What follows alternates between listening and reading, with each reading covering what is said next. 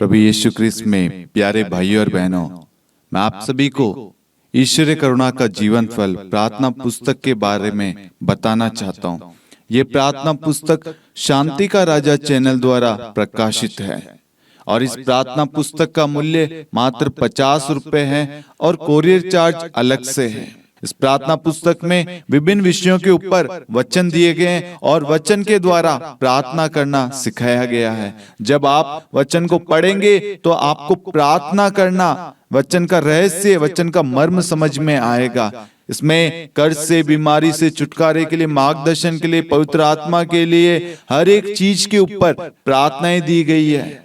और आप जब प्रार्थना करेंगे तो आप प्रभु के साथ में एक हो जाएंगे। और हमारा एक ही उद्देश्य है, हर एक व्यक्ति प्रार्थना करना सीखे। प्रार्थना सब करते हैं, लेकिन बहुत सारे लोग वचन के द्वारा प्रार्थना नहीं करते। इसलिए मेरे प्यारे भाई और बहनों, इस प्रार्थना पुस्तक में हम वचन के द्वारा प्रार्थना कर रहे हैं ताकि हमारे शब्द नहीं, परमेश्वर का वचन वहां पर कार्य करे। इस प्रार्थना पुस्तक को आप अन्य लोगों के साथ भी शेयर करें, उनको भी बताएं। अपनी पल्लियों में, अपने डायसिस में आप इस प्रार्थना पुस्तक के बारे में बताएं। यदि आप में से कोई भी इस प्रार्थना पुस्तक की प्रिंटिंग में किसी प्रकार से आर्थिक रूप से सहायता देना चाहते हैं, स्पॉन्सर करना चाहते हैं, तो आप दिए गए नंबर पर जो आपकी स्क्रीन पर आ रहा है उस पर आप हमें मदद कर सकते हैं। आप QR कोड को भी स्कैन कर सकते हैं। ये प्रभु के राज्य के लिए है। इस प्रार्थना पुस्तक को हमें हर घर तक पहुंचाना है, हर व्यक्ति के जीवन में वचन को पहुंचाना है। Hallelujah, hallelujah. पिता और पुत्र और पवित्र आत्मा के नाम पर आमीन। सबों को प्यार भरा यीशु, आप सभी का हार्दिक स्वागत है। परिवारों को जोड़ने की कुंजी 9 दिवसीय निवेदन प्रार्थना में आज हमारी प्रार्थना का दूसरा दिन है। आइए हम सबसे पहले प्रभु का पवित्र वचन प्रेरित चरित्र अध्याय 16 वाक्यांश 31 के द्वारा प्रार्थना करें। प्रभु का वचन कहता है, आप प्रभु ईसा में विश्वास कीजिए तो आपको और आपके परिवार को मुक्ति मिलेगी। हम बड़ी आशा, विश्वास के साथ, भरोसे के साथ इस प्रार्थना में भाग लेने आए हैं। हमारा विश्वास है कि इस प्रार्थना में भाग लेने से आज मेरा टूटा हुआ रिश्ता, मेरा परिवार, मेरा बिखरा हुआ जीवन सब सही हो जाएगा। इसके लिए सबसे पहले आपको स्वयं विश्वास करना होगा, आपको प्रार्थना करना होगा, आपको वचन पर ध्यान देना होगा। वचन क्या कहता है उसके अनुसार आपको अपने जीवन को बदलना होगा। Hallelujah, hallelujah.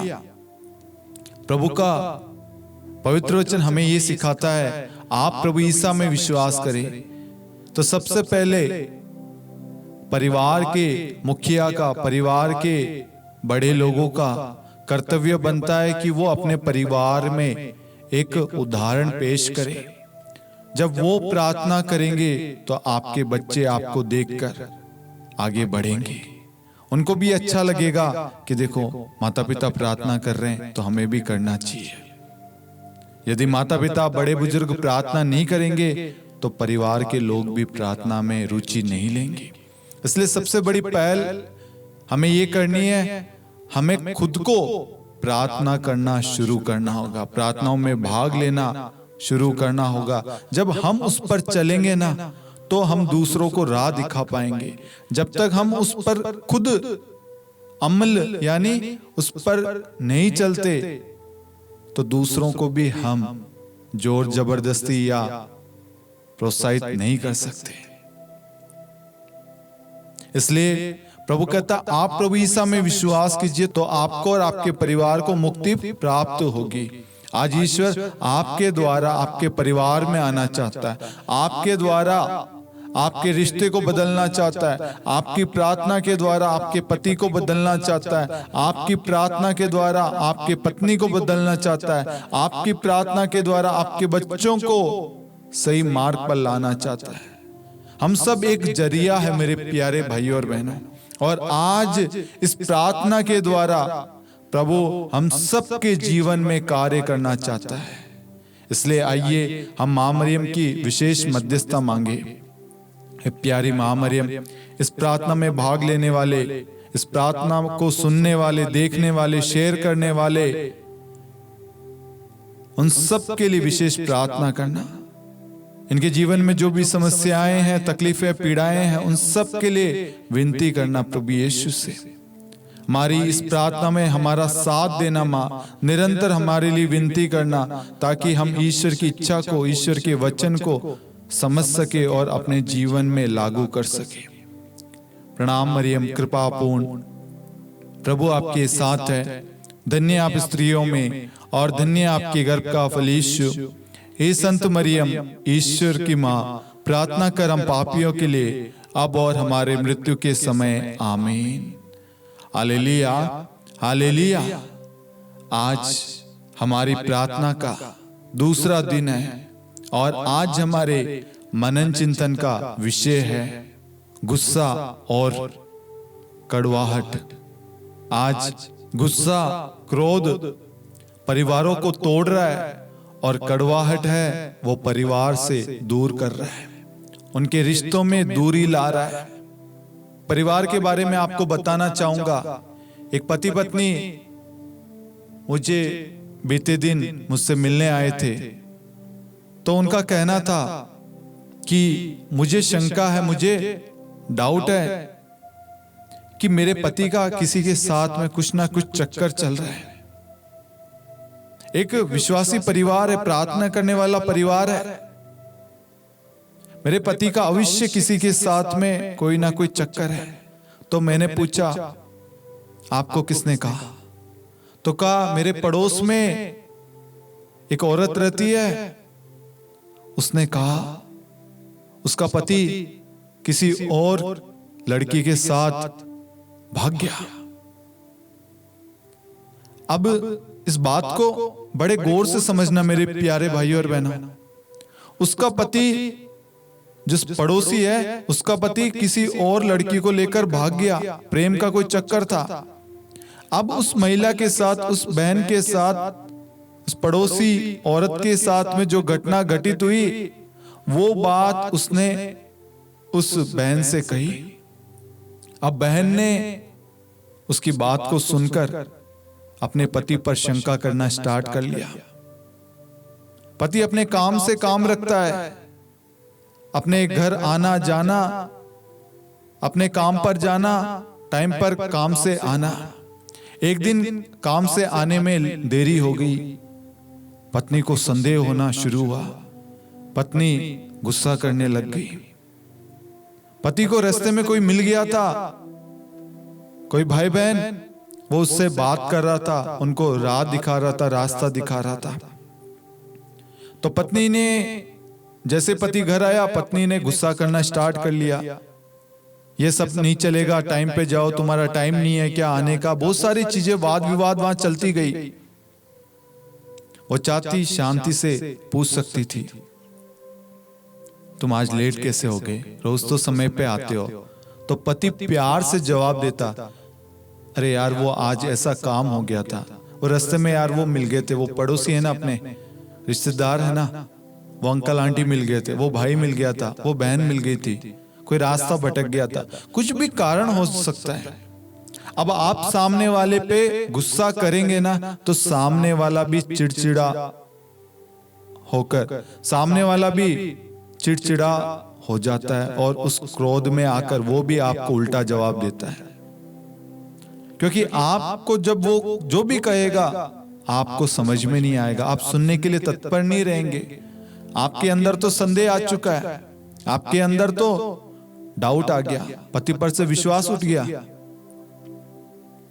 अब क्या हुआ?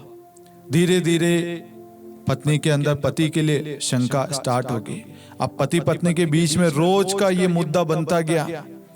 पति तंग आकर एक दिन कहता है, तू चल जाती, तू निकल जा यहां से, तू मेरी लाइफ में नहीं होती, मेरा जीवन सुख शांति में बीतता। शुरुआत कहां से हुई? एक छोटे से गुस्से से। अगर वो पत्नी उस वक्त शांति से पति से पूछ लेती तो परिवार तबाह नहीं होता। पत्नी ने उसका आरंभ किया, अब पति भी उसमें शामिल हो गया। अब पति कह रहा है हाँ मेरा चक्कर है, हाँ मैं दूसरों से बात करता हूं, हाँ मुझे तू पसंद नहीं है, तेरी सूरत देखना नहीं चाहता, तेरे से बात करना पसंद नहीं है, तू निकल जा, तेरे को देखना नहीं चाहता, तू यहाँ नहीं होती, मेरी जिंदगी सफल होती, मैं खुश रहता, मैं ये ऐसा होता वो होता। ये वही पति पत्नी है जो एक दूसरे से प्यार करते थे, एक दूसरे के बारे में दुनिया को सिखाते थे, राह दिखाते थे, मार्ग दिखाते थे। एक अच्छा उदाहरण, एक अच्छा आदर्श परिवार था। एक दूसरे व्यक्ति के प्रवेश करने से, दूसरे की बातों को सुनकर अपने पति पर गुस्सा करने से, क्रोध करने से उनका खुशहाली से भरा एक परिवार, एक रिश्ता बर्बाद हो रहा है, टूट रहा है। अब उन्हें कोई भी समझा ले वो समझने के लिए तैयार नहीं है। अब उनके अंदर एक दूसरे के लिए इतना क्रोध भर गया है ना। अब पति कहता है पत्नी को तू काली है, तू मोटी है, तू ऐसी है, तू वैसी है। पति उस पर आरोप लगाने लग गया तो पत्नी अब तुम मेरे लिए नहीं हो, तुम मर चुके हो, खत्म हो चुके हो, ये हो चुके हो, वो हो चुके हो। अब दोनों के अंदर प्रेम खत्म, शब्दों का वार चालू, कड़वाहट आ गई, रिश्ते में दरार आ गई, क्रोध भरा हुआ है, एक दूसरे की बात को सुनने के लिए तैयार नहीं है, एक दूसरे को समझने के लिए तैयार नहीं है, एक दूसरे को क्षमा करने के लिए तैयार नहीं है। आज बहुत सारे लोग एक दूसरे की बात को सुनते नहीं है। यदि वो बात को सुन लेते तो आपकी ये परेशानी क्षण भर में दूर हो जाती। आज सबको मालूम है मोबाइल फोन हर किसी के हाथों में है और सब मोबाइल फोन में इतने व्यस्त हो गए कि परिवार की जिम्मेदारी, परिवार का साथ, परिवार का समय, जो समय बातचीत का है वो सब फोन में अन्य लोगों से बातचीत कर रहे हैं।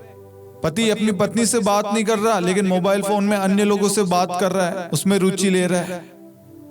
पत्नी पति से बात नहीं कर रही लेकिन अपनी सहेली अन्य लोगों के साथ में मस्त है।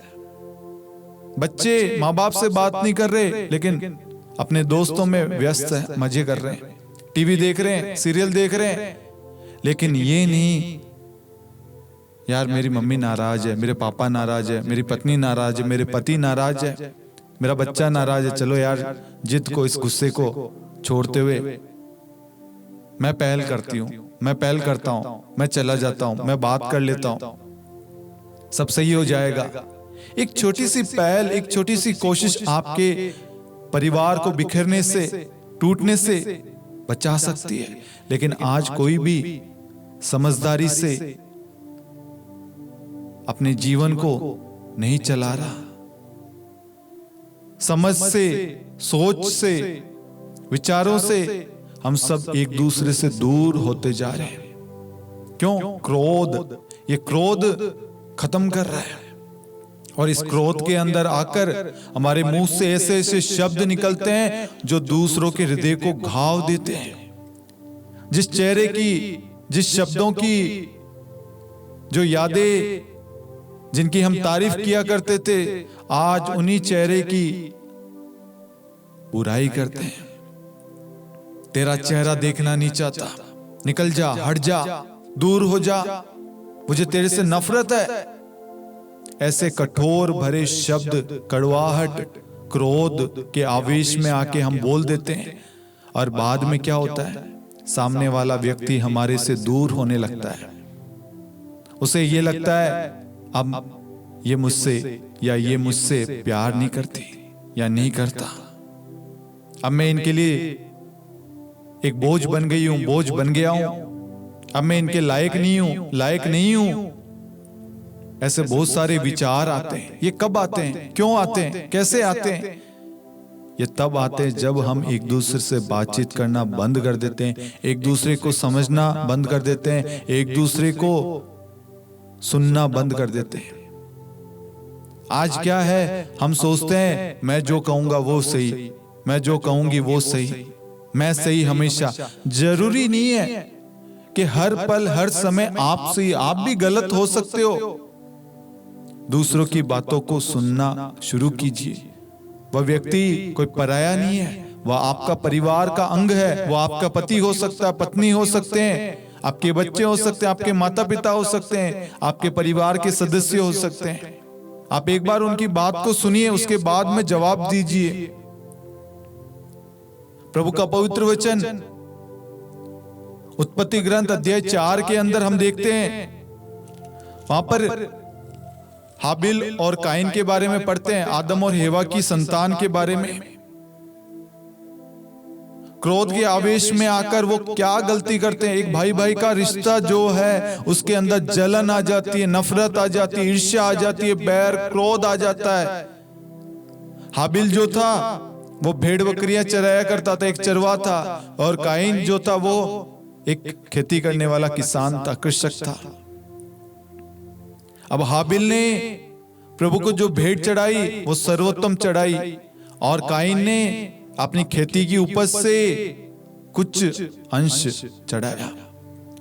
और प्रभु ने हाबिल की भेंट को स्वीकार किया क्योंकि उसने पूरे हृदय से प्रभु को चढ़ाया, लेकिन काइन ने पूरे मन से, पूरे हृदय से नहीं चढ़ाया, अधूरे मन से चढ़ाया। इसलिए प्रभु ने हाबिल की भेंट स्वीकार की।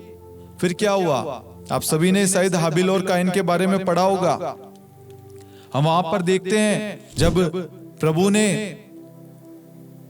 हाबिल की भेंट स्वीकार की तो काइन उदास हो गया, उसके अंदर क्रोध आ गया, जलन आ गई, ईर्ष्या आ गई। तो प्रभु उससे कहते हैं वाक्यांश 5 में, काइन बहुत क्रुद्ध हुआ और उसका चेहरा उतर गया। प्रभु ने काइन से कहा, तुम क्यों क्रोध करते हो और तुम्हारा चेहरा उतरा हुआ क्यों है? आज प्रभु आपसे भी यही कह रहा है, तुम क्यों क्रोध करते हो और तुम्हारा चेहरा क्यों उतरा हुआ है? क्यों उदास हो? क्यों गुस्से में लाल हो रहे हो? क्यों चिड़चिड़े हो रहे हो? क्यों नफरत कर रहे हो?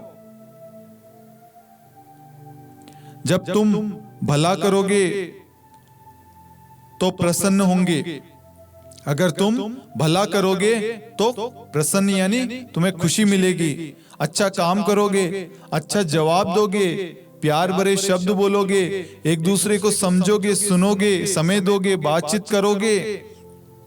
एक दूसरे की समस्या को जब तक हम सुनेंगे नहीं, समझेंगे नहीं, उसका हल नहीं निकलेगा। यदि कोई सामने वाला व्यक्ति क्रोधित है, तुम शांत रहो। इसलिए प्रभु कहता है, तुम भला काम करोगे तो प्रसन्न होंगे। यदि तुम भला नहीं करोगे तो पाप हिंस पशु की तरह तुम पर झपटने के लिए तुम्हारे द्वार पर घात लगाकर बैठा है। अगर आप अपने परिवार को समय नहीं दोगे, उन्हें क्षमा नहीं करोगे, उनसे बातचीत नहीं करोगे, उनको समझोगे नहीं ना, उनको गाली गलौज दोगे, उन पर संदेह करोगे, उन पर आरोप लगाओगे, उनकी बातों को नहीं सुनोगे, उन पर क्रोधित होंगे, तो क्या होगा? शैतान को मौका मिल गया। अब वो उस मौके का सदुपयोग करेगा, क्योंकि शैतान आप लोगों के बीच में, आपके रिश्ते में, आपके परिवार में फूट डालना चाहता है, और वह उस मौके का इंतजार कर रहा है। वो मौका आपने दे दिया। अब आगे वचन कहता है, क्या तुम उसका दमन कर सकोगे? क्या तुम उसका दमन कर सकोगे? काइन ने अपने भाई हाबिल से कहा, क्योंकि प्रभु जान चुका था अब इसके अंदर क्रोध आ गया है, अब ये शांत नहीं होगा, अब ये कुछ ना कुछ बुरा करेगा, गलत करेगा, पाप करेगा। शैतान इसके अंदर प्रवेश कर चुका है। अब इसके रिश्ते में दरार आएगी, रिश्ता टूट जाएगा, हत्या करेगा। काइन ने अपने भाई हाबिल से कहा, हम टहलने चले। बाहर जाने पर काइन ने हाबिल पर आक्रमण किया और उसे मार डाला। देखो, सगे भाई होकर देखिए, एक जलन, एक छोटा कारण, एक ईर्ष्या, एक बैर, एक क्रोध। क्या किया? अपने भाई को मार डाला, हत्या कर दिया। आज हम किसी को चाकू से मारे या ना मारे, शब्दों से हम मार रहे हैं। हमारे शब्द क्रोध के अंदर, क्रोध के आवेश में आके जो हम शब्द निकाल रहे अपने पत्नी के लिए, पति के लिए, अपने बच्चों के लिए, अपने माता पिता के लिए, अपने परिवार के लिए, हमें नहीं मालूम वो कितने घातक है। चाकू का घाव फिर भी भर जाता है, लेकिन शब्दों का घाव नहीं भरता, वो अंदर जाकर बैठ जाता है। और मनुष्य के लिए वो नामुमकिन होता है उन घावों को भरना। संत याकूब अध्याय 1 वाक्यांश 20 में हम वचन पढ़ते हैं, मनुष्य का क्रोध उस धार्मिकता में सहायक नहीं होता जिसे ईश्वर चाहता है। जब मनुष्य क्रोध करता है तो ईश्वर की जो धार्मिकता, ईश्वर की जो इच्छा है वो उसके जीवन से चली जाती है।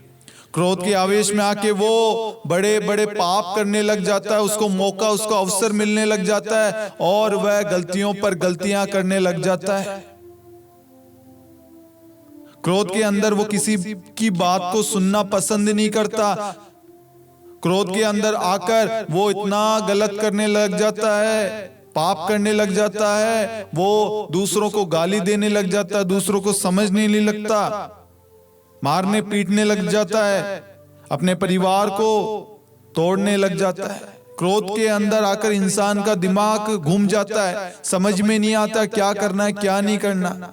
इसलिए प्रभु कहता है कड़वाहट और क्रोध को अपने हृदय से निकाल दो। एफेसियों अध्याय 4 वाक्यांश 31 में प्रभु का वचन कहता है कड़वाहट और क्रोध को अपने हृदय से निकाल दो। एक दूसरे के लिए जो कड़वाहट है, पत्नी के लिए, पति के लिए, बच्चे के लिए, परिवार के सदस्यों के लिए, रिश्तेदारों के लिए, जो भी हमारे अंदर कड़वाहट है उसको हटा दो, क्रोध को हटा दो, उसको हृदय से निकाल दो, एक दूसरे को क्षमा कर दो, एक दूसरे को माफ कर दो। आगे प्रभु का वचन कहता है एफेसियों 4:26, सूर्यास्त के पहले अपने क्रोध को छोड़ दो।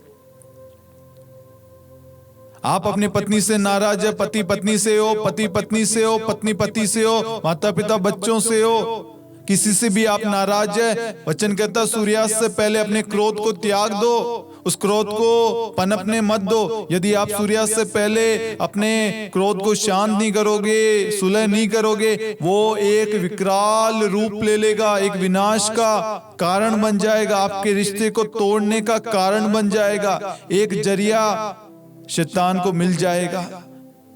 Hallelujah, hallelujah.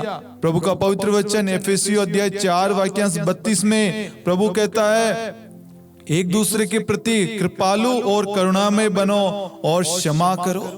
आज पति का कर्तव्य है अपनी पत्नी को क्षमा करे, उसके प्रति कृपालु बने, उसको स्वीकार करे।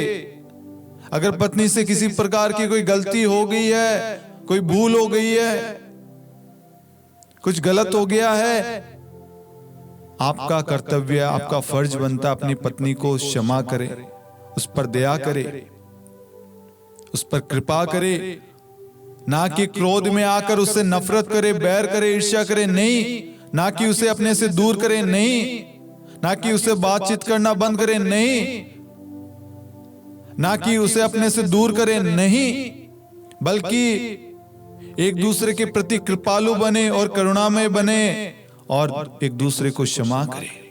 ये पति पत्नी के लिए, परिवार के एक एक सदस्यों के लिए है। एक दूसरे के प्रति आपको कृपालु बनना है, दयालु बनना है, करुणामय बनना है। समस्त संसार ने इतना पाप किया, जगत ने पाप किया, जगत के पाप को हरने के लिए पिता ईश्वर ने अपने इकलौते पुत्र को भेजा इस दुनिया में। पिता का प्रेम देखिए तो सोचिए, जिस पिता ने, जिस परमेश्वर ने आप दोनों को, हस्बैंड वाइफ को, परिवार को बनाया, जोड़ा है, उसको कितना दुख होता होगा जब आप एक दूसरे को क्षमा नहीं करते, एक दूसरे को माफ नहीं करते। यदि आप एक दूसरे के प्रति कृपालु करुणामय नहीं बनेंगे, एक दूसरे को क्षमा नहीं करेंगे, एक दूसरे से बातचीत नहीं करेंगे, एक दूसरे को समय नहीं देंगे, एक दूसरे को समझेंगे नहीं ना, तो क्या होगा? आपका रिश्ता, आपका परिवार टूट जाएगा। हमने उत्पत्ति ग्रंथ अध्याय 4 के अंदर काइन और हाबिल के बारे में देखा। दोनों भाई, सगे भाई, उनके रिश्ते को देखिए। उनके रिश्ते में क्या कड़वाहट आ गई, क्रोध इतना बढ़ गया कि वो भूल गया कि उसका भाई है वो, और उसने धोखे से उसे मार डाला।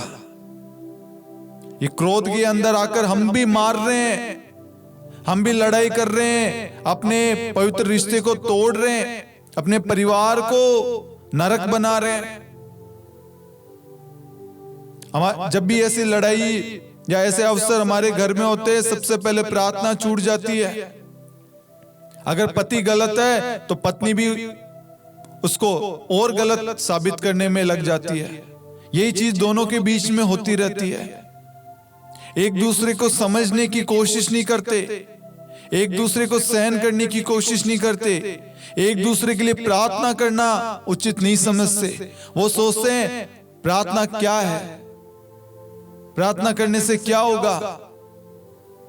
प्रार्थना करने से जीवन बदलता है, रिश्ते सुधर जाते हैं। प्रभु का पवित्र वचन कहता है, पहला कुरिन्थियों अध्याय 13 वाक्यांश 5 में, प्रेम कभी गिनती नहीं रखता, गिनाता नहीं है। मैंने तेरे लिए ये किया, मैंने तेरे लिए वो किया, तेरे लिए ये लाया, तेरे लिए ये किया, वो किया, ऐसा किया। प्रेम कभी डिंग नहीं मारता, प्रेम कभी गिनाता नहीं है। जो सच्चा प्रेम करता है वो कभी नहीं गिनाएगा कि मैंने तेरे लिए ये किया, तेरे लिए वो किया। पिता परमेश्वर ने जगत से इतना प्रेम किया, लेकिन कभी पिता ने ये कहा मैंने तेरे लिए ये किया? नहीं। पिता की इच्छा यही है, हम सब पाप से मुक्त हो जाएं, हम सब छुटकारा पाए, मुक्ति पाए। इसलिए उसने अपने इकलौते पुत्र को बलिदान कर दिया। प्रेम देखिए, प्रेम कभी डिंग नहीं मारता, प्रेम कभी दिखावटी नहीं होता, प्रेम कभी नहीं कहता मैंने तेरे लिए ये किया, वो किया, उस समय मैं तेरे लिए वो करता था, ये करता था, मैंने तेरे लिए अपने आप को छोड़ दिया, अपने जॉब को छोड़ दिया, तेरे लिए मैंने अपने परिवार को छोड़ दिया। ये बोलना बंद कीजिए। तेरे लिए नहीं, हमारे लिए। आप दोनों अब अलग अलग नहीं है। सबसे पहले ये तेरे मेरे शब्द को अपने जीवन से हटाइए। हम दोनों एक है। हमारे जीवन में हम दोनों ने मिलकर शादी की है। अब पहले आप दोनों अलग थे, तेरे मेरे थे, लेकिन अब आप एक है। अगर आप उंगली सामने वाले पर उठाएंगे, वो उंगली आप पर भी उठेगी, क्योंकि अब आप दोनों अलग नहीं है, आप दोनों एक है। इसलिए आप दोनों का कर्तव्य बनता है, एक व्यक्ति क्रोध करे तो दूसरा शांत रहे, दूसरा समझे। आज शैतान हमारे परिवारों को तबाह करना चाहता है, बर्बाद करना चाहता है। परिवार में प्रार्थनाओं की कमी, आध्यात्मिक साधना, रिट्रीट में जाना पसंद नहीं करते, घर में रोजरी नहीं, डिवाइन मर्सी नहीं, बाइबल पाठ नहीं करते, एक साथ मिलकर पारिवारिक प्रार्थना, व्यक्तिगत प्रार्थना कुछ नहीं। परिवार में वचन की कमी, विश्वास की कमी, प्रेम की कमी, ये सब क्यों हो रहा है? प्रार्थना की कमी की वजह से। क्यों हम एक दूसरे से बातचीत नहीं करते, एक दूसरे के साथ में समय नहीं बिताते? क्यों? क्योंकि प्रार्थना नहीं है। प्रार्थना कभी आप लोगों को एक दूसरे से अलग नहीं करती, बल्कि प्रार्थना आप दोनों को एक दूसरे से जोड़ती है, क्योंकि ईश्वर ने आपको जोड़ा है। ईश्वर साक्षात रूप में आपकी शादी में, आपके बीच में ईश्वर की आशीष से, ईश्वर के आशीर्वाद से आप दोनों एक हो गए। ईश्वर तो आपको खुशियां देना चाहता है, लेकिन आप संसार की होड़ में, दूसरों की बातों में आकर अपने पवित्र रिश्ते को, जिसे ईश्वर ने जोड़ा, उसको तोड़ने में, उसको नष्ट करने में लगे पड़े हैं। प्रभु का पवित्र वचन कहता है, पहला थिस्सलुनीकियों अध्याय 5 वाक्यांश 11 में, शांति के लिए प्रयास करो और एक दूसरे को प्रोत्साहित करो। एक दूसरे के रिश्ते में, अपने परिवार में शांति के लिए प्रार्थना करो।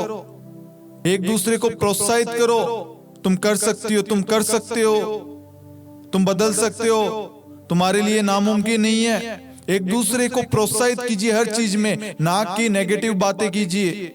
बहुत सारे लोगों के अंदर एक आदत है, पति कुछ करना चाहती है, पति तुरंत तेरे से नहीं होगा, पत्नी का उत्साह कमजोर हो जाएगा।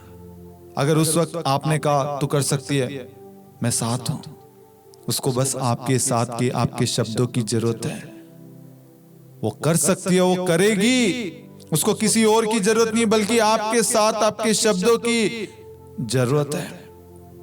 जब पत्नी को पति की जरूरत होती है, पति नहीं होता, और पति को जब पत्नी की जरूरत होती है, पत्नी नहीं होती।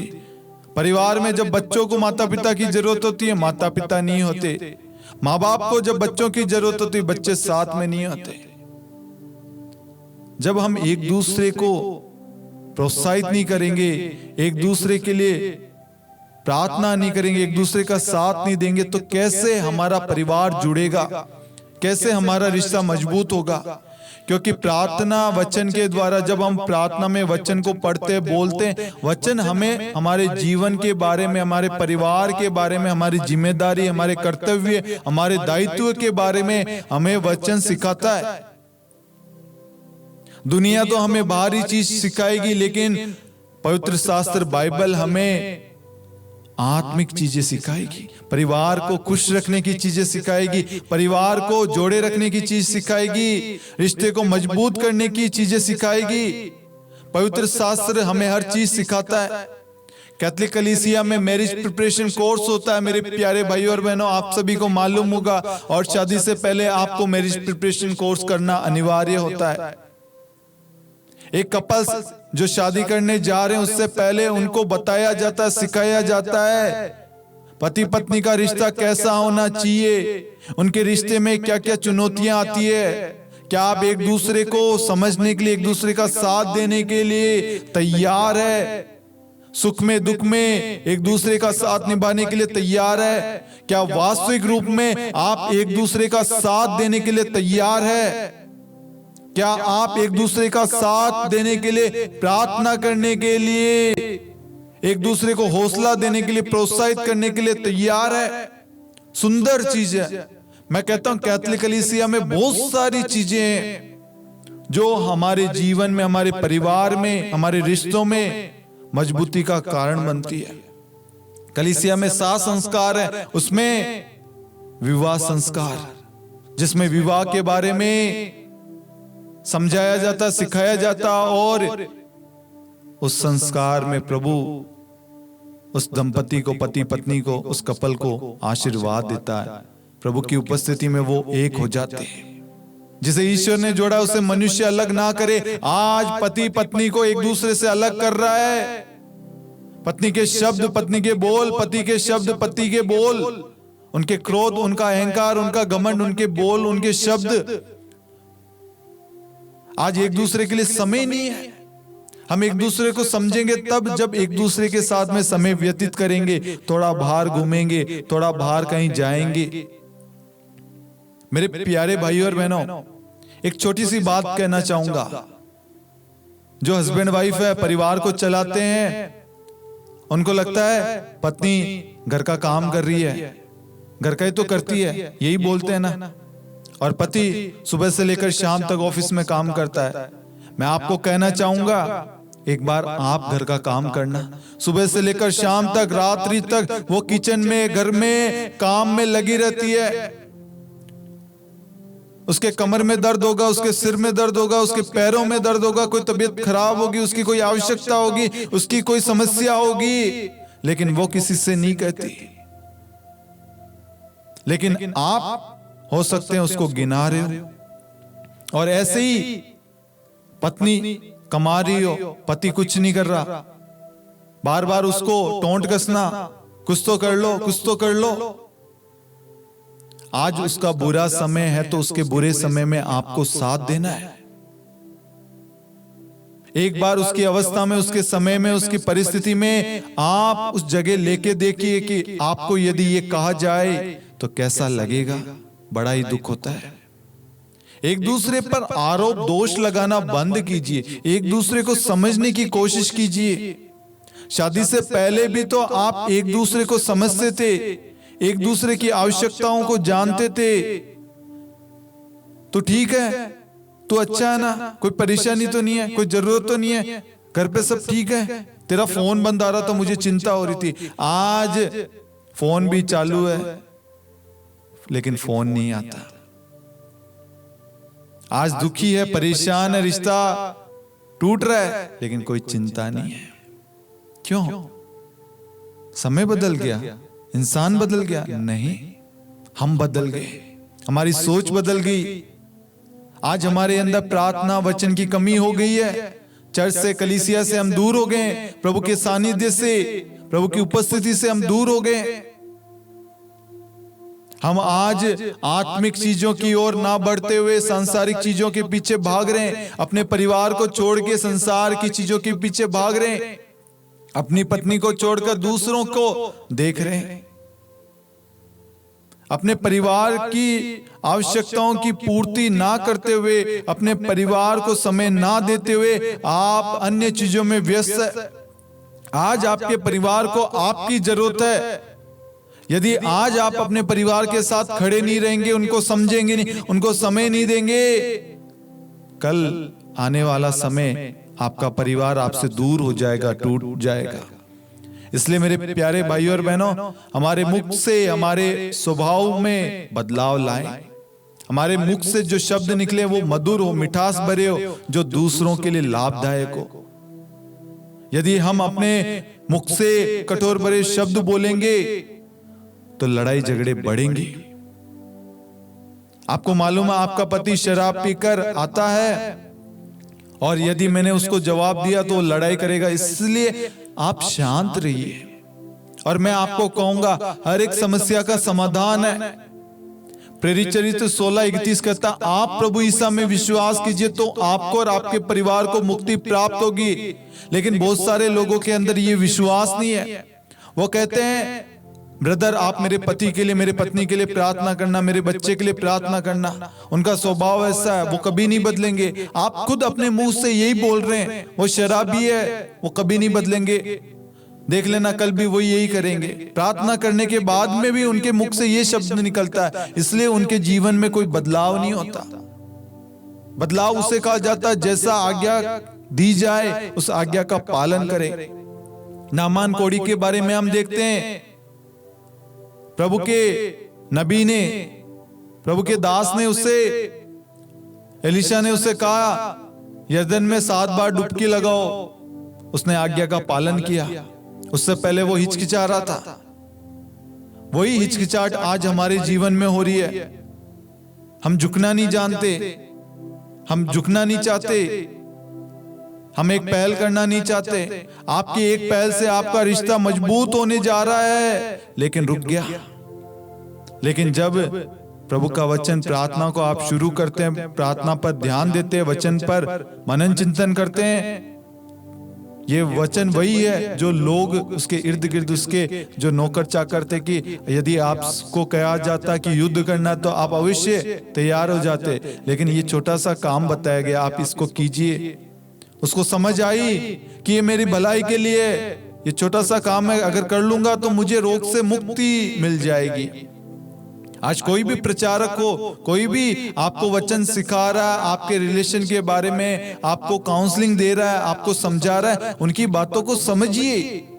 हो सकता है उनकी बातों से प्रभु आपको कुछ समझाना चाह रहा है, आपके परिवार को जोड़े रखना चाह रहा है, आपको एक नया मौका, एक नया अवसर देना चाह रहा है, आपको बदलना चाह रहा है, आपके उस टूटे हुए रिश्ते को पुनः एक करना चाह रहा है। अपने मुख पर पहरा दीजिए। सबसे पहले अपने शब्दों को संभाल के बोलना शुरू कीजिए। यदि आप अपने शब्दों पर कंट्रोल करेंगे, आपका रिश्ता फलेगा फूलेगा। आपके अंदर से क्रोध दूर हो जाएगा। क्रोध पनपता कहां से, उत्पन्न कहां से होता है? शब्दों से। आप अपनी पत्नी को जिस भी नाम से पुकारते बोलते हैं,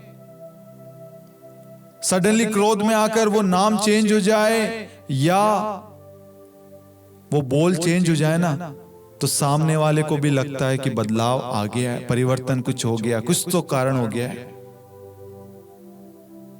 ये सोच, ये शब्द, ये बातें हमें बदलनी है। हमें ईश्वर ने जो सोच, जो समझ, जो प्रेम दिया, उसमें हमें बढ़ना है। प्रभु का पवित्र वचन सन्मति अध्याय 5 वाक्य 9 कहता है, धन्य है शांति स्थापित करने वाले लोग। आज आपको धन्य बनना है, अपने जीवन में, अपने रिश्ते में, अपने परिवार में शांति को स्थापित करना, एक पहल करना है। चाहे मेरे पति की गलती हो लेकिन मैं झुकूंगी, चाहे मेरी पत्नी ने मुझ पर आरोप लगाया लेकिन मैं क्षमा करूंगा।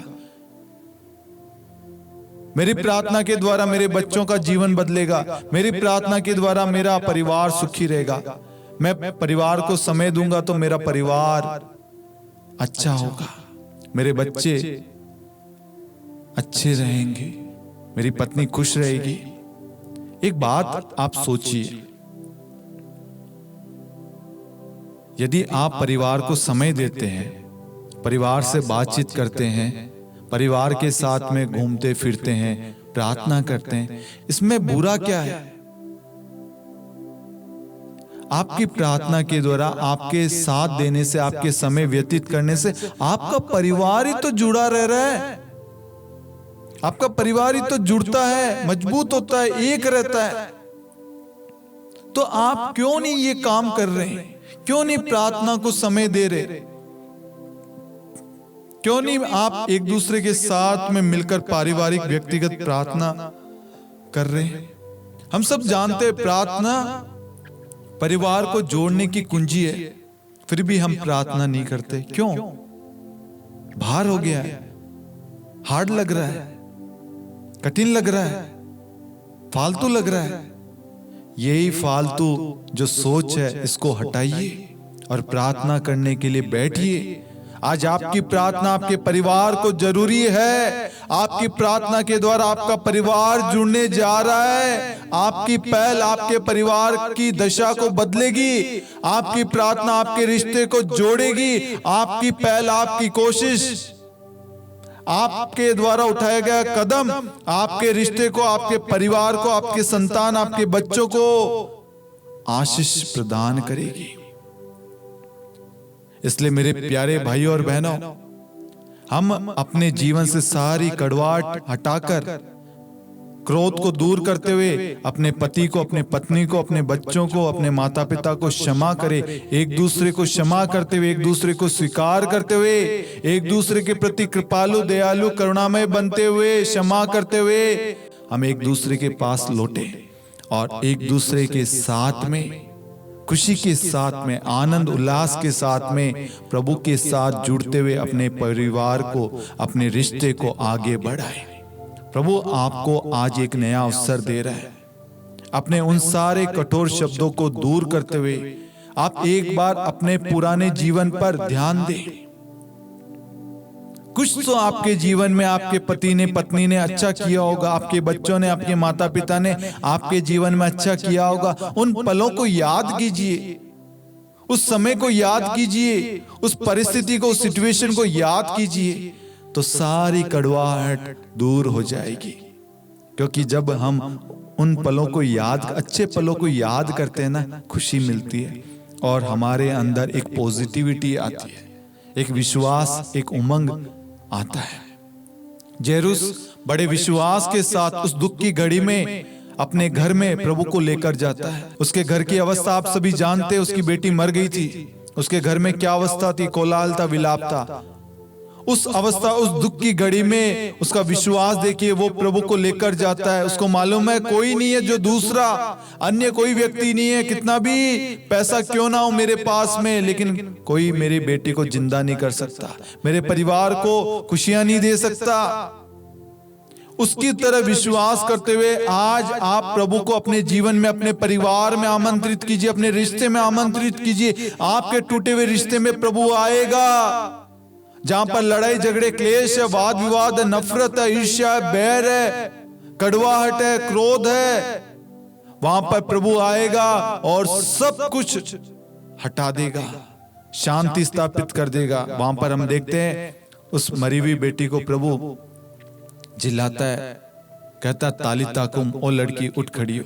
वह लड़की उसी वक्त खड़ी होती है, प्रभु एक शब्द कहेगा, आपका रिश्ता पुनः एक हो जाएगा। आपके सारे लड़ाई झगड़े, क्लेश, नफरत, ईर्ष्या, जो भी है, मनमुटाव है, छोटी छोटी बातों पर चिड़चिड़ापन है, कड़वाहट है, सब एक शब्द कहने से प्रभु के दूर हो जाएंगे। उसके लिए आपको एक पहल करनी है, अपने आप को प्रभु के सामने, अपने परिवार को लाना है, अपने घमंड को, अपने सोच को, अपने विचारों को प्रभु को सौंपना है और प्रभु के सामने दीनहीन बनना है।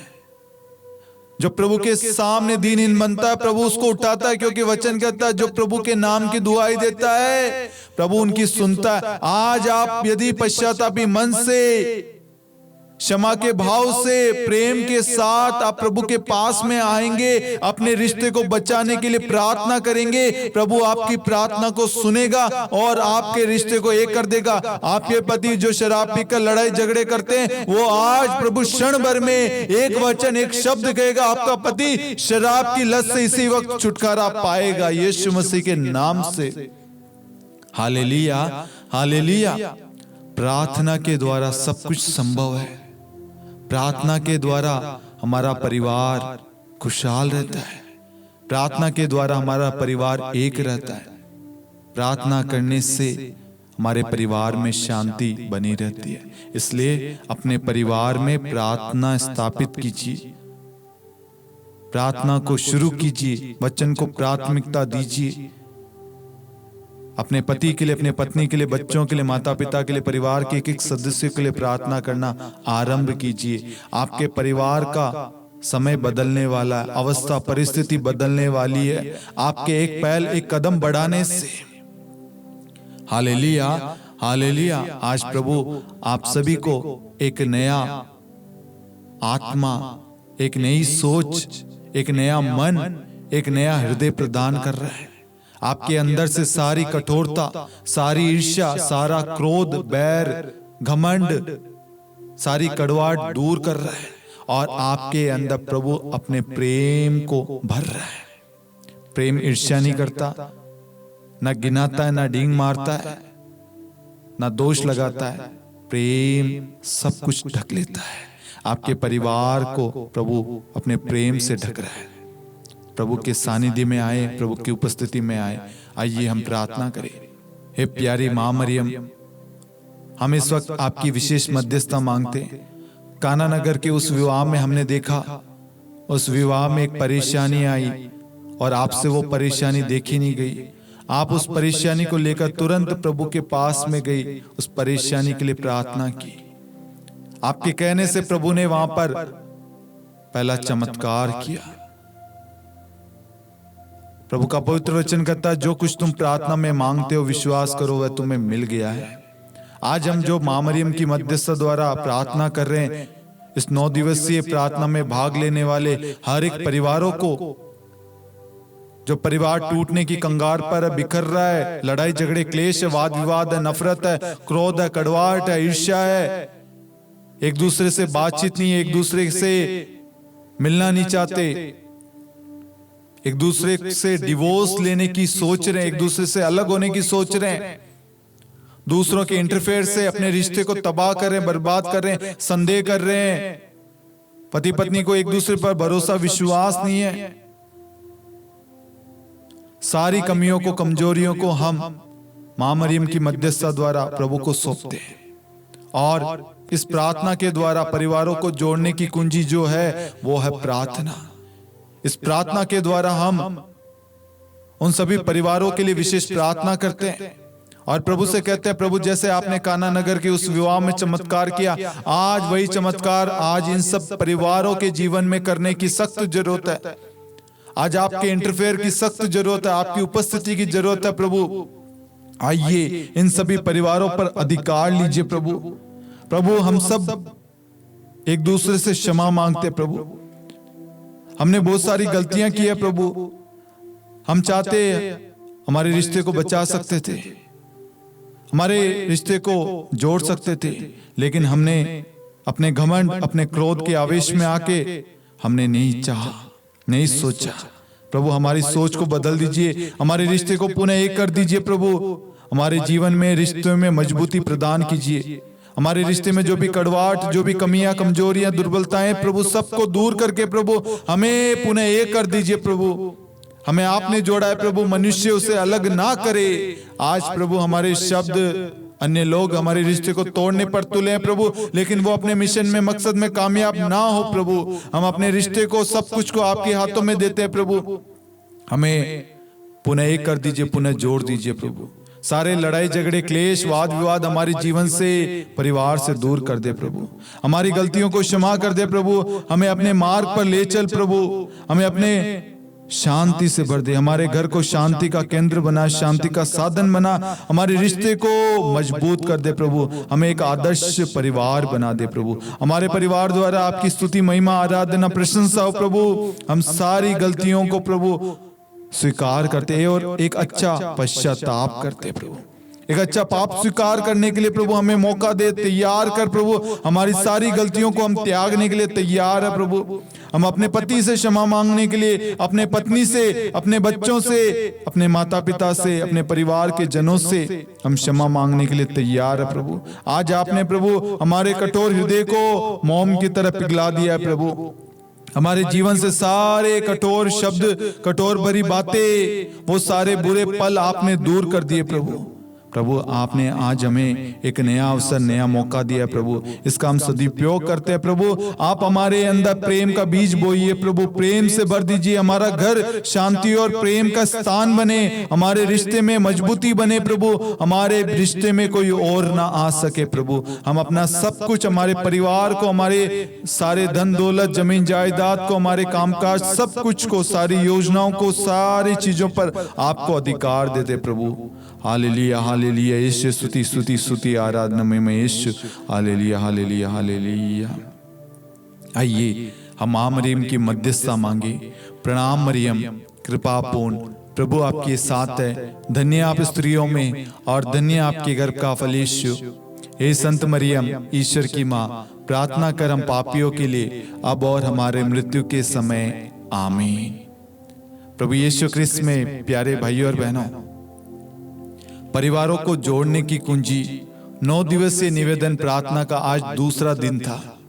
यह प्रार्थना 30 जून से 8 जुलाई रोज सुबह 5 बजे शांति का राजा चैनल पर और शाम को 8:30 बजे शांति का राजा युवा संगम यूट्यूब चैनल पर प्रसारित होगी। आप इस प्रार्थना में बड़े विश्वास के साथ भाग ले।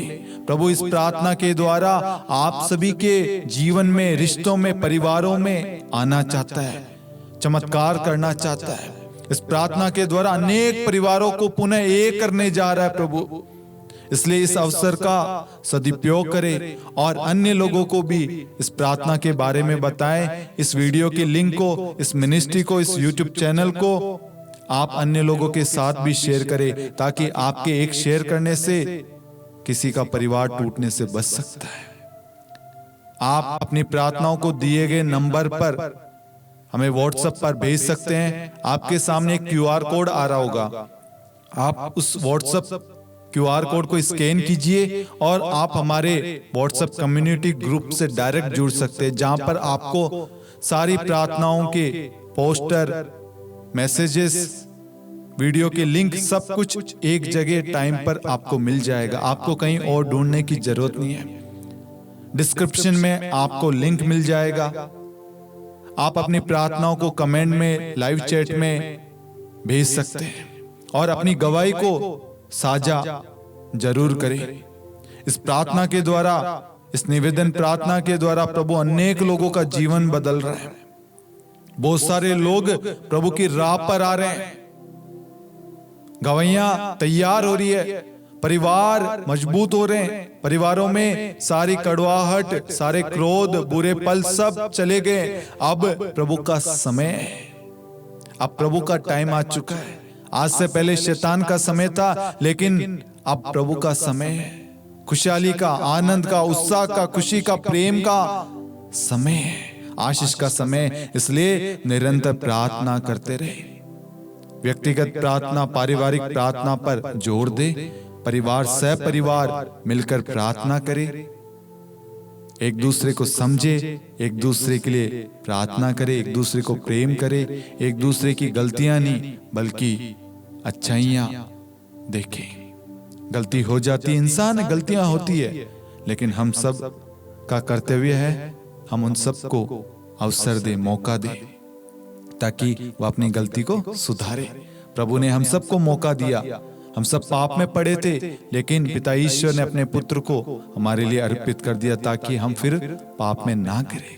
आज ऐसे ही ईश्वर हम सबको एक नया अवसर दे रहा है, अपनी गलतियों को त्याग कर एक नया आदर्श परिवार, एक अच्छा पति, एक अच्छी पत्नी, एक अच्छा बेटा, एक अच्छी बेटी, एक अच्छे माता पिता, एक आदर्श परिवार, पवित्र नाजरत परिवार की तरह एक अच्छा परिवार बने, ताकि हमारे परिवार, हमारे रिश्ते से, हमारे जीवन से, हमारे आचरण स्वभाव से ईश्वर की स्तुति, महिमा, आराधना हो।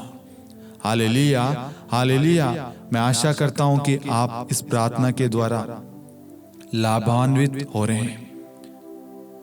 आप कमेंट अवश्य करना, क्योंकि हर एक कमेंट को मैं पर्सनली पढ़ूंगा, देखूंगा, आपके लिए प्रार्थना करूंगा, और आपके कमेंट के द्वारा, आपके उत्साह द्वारा, आपके लाइक शेयर के द्वारा हमें भी प्रोत्साहन मिलेगा, हमें भी खुशी मिलेगी कि आप लोग इस प्रार्थना को सुन रहे हैं, देख रहे हैं, आपको अच्छा लग रहा है, ताकि हम और अधिक प्रार्थना कर सकें।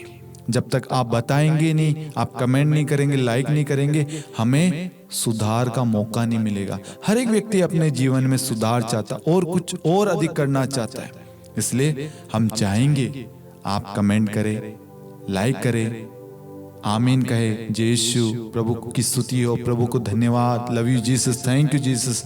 मैं इस वचन पर विश्वास करता हूं, ये वचन मेरे लिए, मेरे परिवार के लिए, आज की प्रार्थना मेरे लिए, आज का समय मेरे लिए। आप दिल खोल के आप कमेंट कीजिए। पिता और पुत्र और पवित्र आत्मा के नाम पर आमीन। सबों को जय यीशु।